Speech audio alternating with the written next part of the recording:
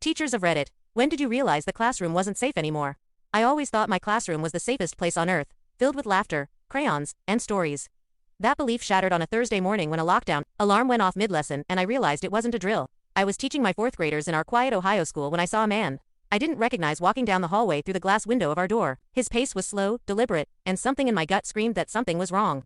I locked the door, turned off the lights, and whispered for my kids to hide under their desks. Emily, a little girl who always wore her pink bunny sweater, clutched my hand and whispered, "Are we safe?"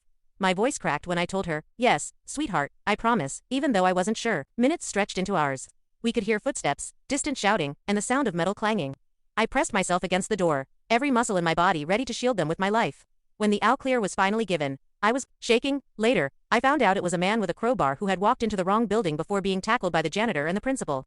At the PTA meeting that night, a father stood up and yelled, "Why couldn't you keep them safe? What were you doing?" His words cut deep, as if my desperate whispering and shaking hands hadn't been enough. I wanted to scream that I would have done anything to protect them, that I'd have stood in front of that door forever if I had to. That day, I realized classrooms aren't just places of learning anymore.